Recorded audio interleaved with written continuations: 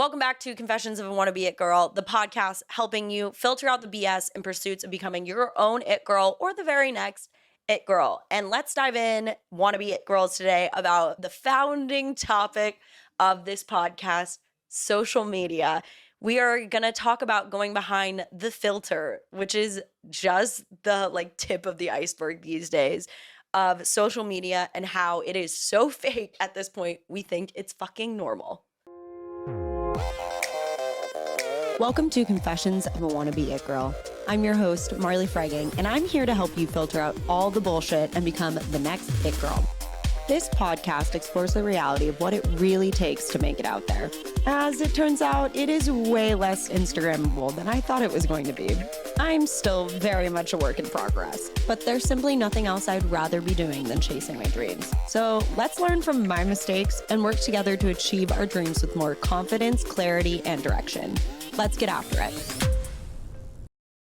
I mean, this is hardly a new concept of saying that social media is so fake. I just think that our retention for it has so much more was retention the right word?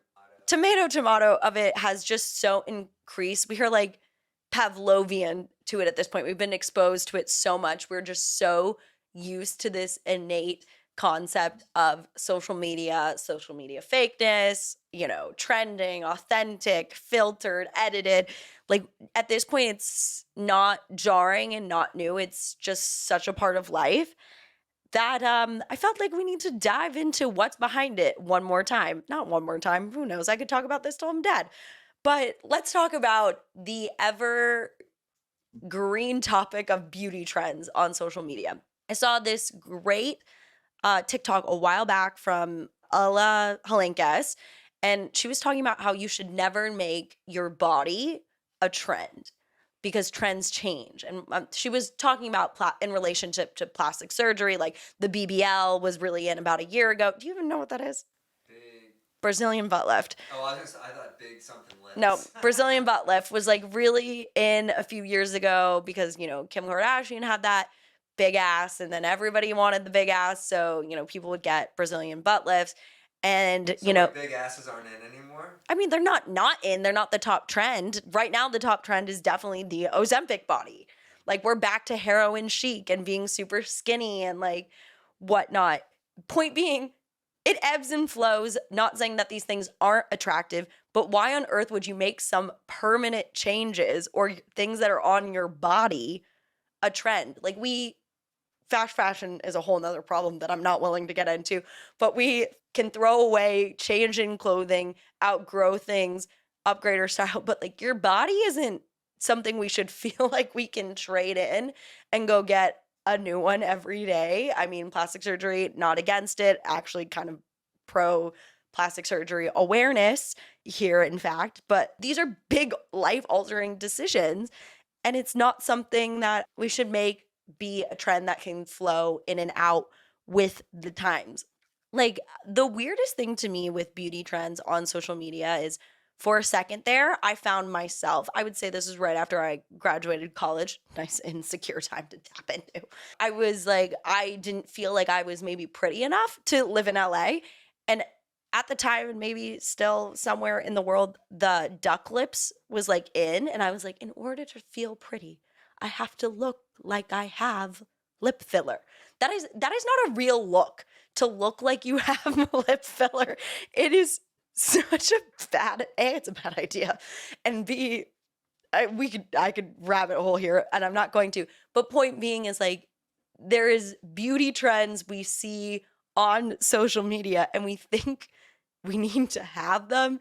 They're not real, super produced. The ebbs and flows, I think the biggest one that people can really tap into is, having a certain body, having a certain body type, having a certain weight and certain look and all these things. And, you can start to feel really insecure if you don't have the beautiful things that you see on Instagram. And I will never forget the moment that I saw I want to say it was a TikTok, and I was like, oh my God, I could so recreate that video. Like, I am just as beautiful and as gorgeous and as together as that person. Let me make a very similar TikTok Hers has like, 500,000 views. Mine will obviously have a lot of views and it hits 200. Nothing makes you feel more insecure than fucking that. Comparing yourself, to the online world in the comfort of your own bedroom in your mirror, but then putting yourself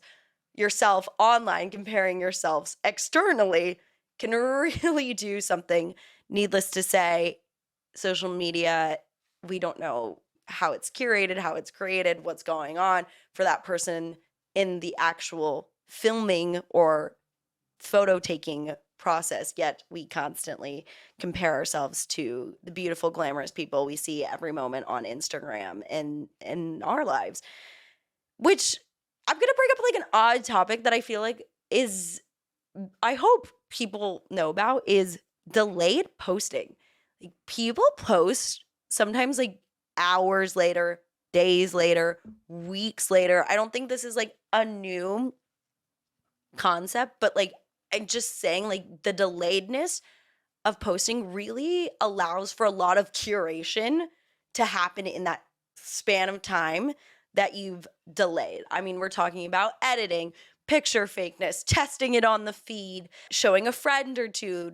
So, delayed posting, while for creators and, just anybody on social media at all, might give a little bit more time to go over if they like it. It also gives a lot more time to change and remove the realness of that moment, that vibe can kind of like go away.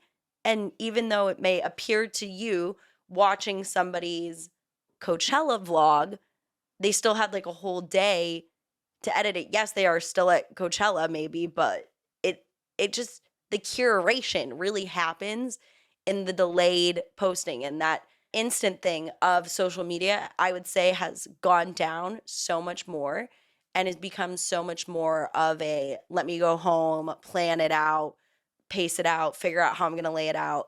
So the instant, authentic, in air quotes, momentum has definitely decreased. And I will say people definitely do delayed posting for a lot of reasons. People have full blown content days where all they do is take pictures of outfits or make TikTok reels. It's not also like on the fly and in the moment. But also a huge reason, I don't know if people know this, that like celebrities post super delayed content and specifically stories for safety reasons, because you can easily figure out where a person is by their posts. This is a niche reference, so go with me. A few years ago, I want to say it was Shia LaBeouf did something, I don't remember what, and they were trying to figure out the location or something of this, and a flag was flying in the background of his photo or something. And just because of that flag in the background of his photo, they could figure out the longitudes and latitudes and exact location. Like, there are smart people out there in the world. And so whatever you're posting on the internet can be somewhat traceable. I mean, I have looked at people I maybe don't exactly know's Instagram and seen a location I recognize in the background, and then I know where they live. It's there's this safety element of delaying your posts that go in. I mean, I think about there's one celebrity who's maybe one of the biggest it girls of the moment. She posted a story at a very trendy workout place, and I literally I've been to multiple locations of this workout place and I could tell which location it was. And I was like, for my sake, because I would have fangirled and freaked out, but also for her sake, I hope this is super delayed, which I'm sure it was. I'm just saying, again, this is why this shit is fake. It is not real. But we, at this point, think that is fucking normal. But was it ever normal to take a photo and tell people where you were? Like, it kind of was. And now that's like such a cringe idea because giving away your location is so sketch. Also, I'd like to point out a safety factor here. Someone brought up to me not posting photos or content exposing the outside of my apartment building, even, because then people can maybe figure out where you live. just a side safety note here. That being said, though, authenticity. Why did that become the biggest buzzword of social media? And I've heard it a lot when people say, like, well, like, you want to have a social media following, like, just be authentic. A, what the fuck does that mean? And B, like, social media, no matter how fucking authentic you try to be, is not an authentic medium. I just, I don't really believe there's an authentic medium in the world. Like, I just don't. Like, I believe everything is produced, everything is edited, and everything is curated. Yet we're told to go look inside and figure out what's authentic and post that online if you're trying to build a following. Yet, I'll be completely honest that when I get on social media, I'm not following people because I think they're so fucking authentic. I'm following them because they have a cool life and I want to see what it looks like. And maybe there's an insecurity there. Not because I'm like, they're so authentic, I'm going to give them the follow. What? No, that is absolute bullshit. And again, I refuse to believe even the most authentic of authentic videos are not curated in some form. You remember when there became a trend of, I'm not against people showing emotions. The trailer for this podcast has a clip of me crying, but suddenly it was like very trendy to be crying on your social media platform. And like people are like, wow, that's so vulnerable. And I agree on some level. Let's have some space for vulnerability. But I think it just stood out to us. And then we were like, wow, so clickbaity of us. I'm going to go follow and like this person now because they were vulnerable. And then other people started doing it and it totally lost its authenticity once again. Saying that, this is not a shocker to anyone, but like marketing is now just social media for the most part. When we were children, you know, it was ads and like commercials, and not that those things don't exist, but I think it worked too well in marketing agencies' hands that social media preys on our insecurities. And we think to fill these voids of our insecurities that the thing that could change them, because we're so primed from great marketing, is to buy more things, to have more things. And the follower count, the likes, and insecurity of social media just played right into marketing geniuses' hands. And now I feel like the biggest marketing point is having a social media presence, having the right influencers working on your campaigns, in your campaigns, to help fill the person viewing attention, reach their insecurities, and then end up making a purchase.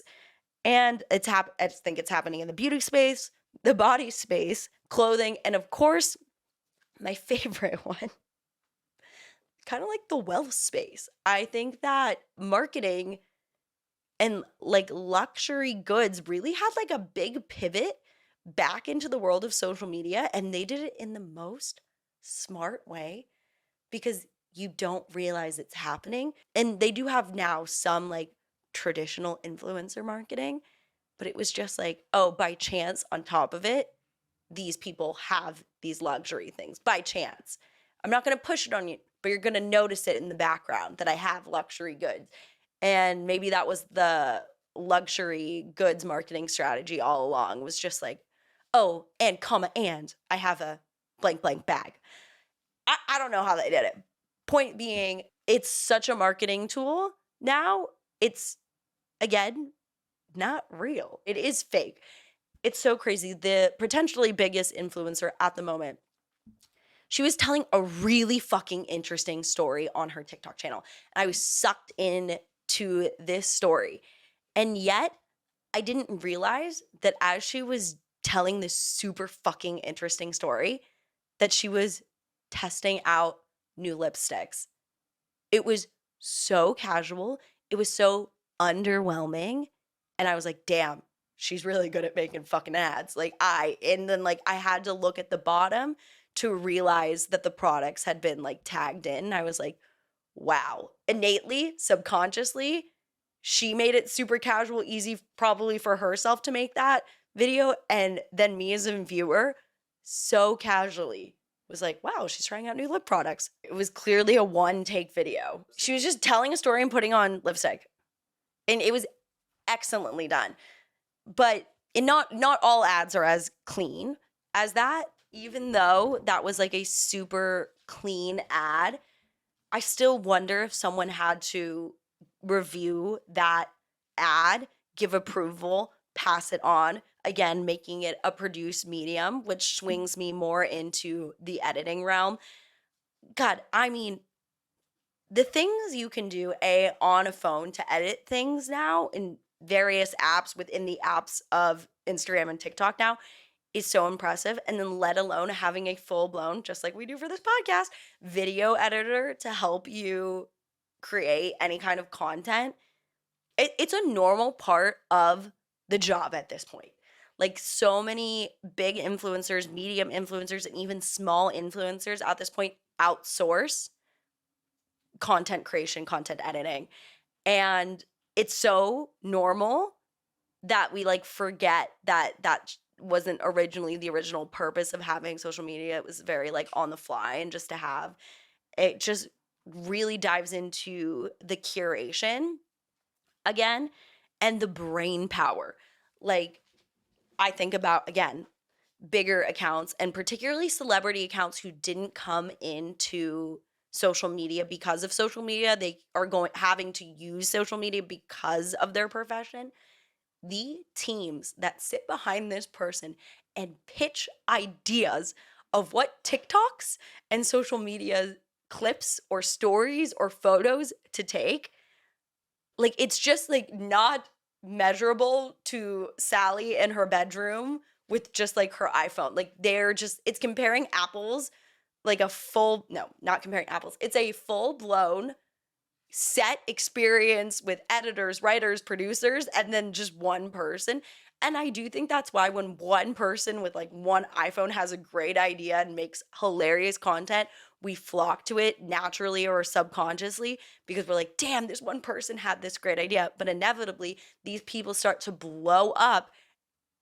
I hate to say it, start to become unrelatable because now their life looks so different. And trying to hold on to that relatability is a real skill and a real talent and some good therapy and some good groundingness, I think. And there's not a lot of people in the space, honestly, I think even me included, that can do it that great. It's a tricky thing, but again, it goes back to the curation of things is just so much time, energy, money, and editing goes into social media channels now. Look at what's going on in the TV and film industry right now. Like, there's less and less shows being made. There was a huge boom. And now there's just so much more push for people to be on their phones. I've heard people recently say, like, I just can't wait to go home and just get like 20 minutes of scroll time to just like dump the brain. And for me, that used to be to go home and watch TV. But now I would watch 2 to 3 hours of TV a night. Now I'm maybe watching 30 minutes because I've spent an hour to 2 hours on my phone. Just saying, where are the eyeballs? Again, it's becoming a curated, produced media to the next level. And while we're staying on the negative fucking side, I want to talk about something that I've touched on a little bit before here. Why are people so fucking bold in the comment section? The negative comments, given there are plenty of nice comments out there too. The people just like, why do you want to share your negative comments? Maybe it makes you feel better. I don't get it. But like I have seen on my YouTube channel, on other people's channels, on other people's TikToks, just like the most negative, unnecessary statements. And I'm just like, God, this is just not that deep. It's not that deep that people are posting this shit and people are into it. But then it's also like, it's not that deep. It's not deep enough to leave a negative comment about it. Like, we're just out here for entertainment a little bit. It bugs me. And I'll be honest, when I get one negative comment on YouTube, it does hurt my feelings a little bit. It doesn't send me through a desperate spiral, and I can only imagine what people on the rise go through because I do think once you hit risen, you become a little callous to it. But on the rise, it is probably a hard fucking spell to go to. And it's just like, again, not that deep. So I just want to leave by saying, like, we have so passed the point of social media not being a thing. I think it's people's business cards. You know, all the time when I meet new people, I don't want to ask for their phone number because I think it's weird and creepy, and there's like the intonation of like, oh, you're being hit on or whatnot. But like, I'll ask them for their Instagram. I'm like, yeah, let's connect. Like, what's your Instagram? We are so past the point of Instagram and social media and TikTok not being a thing.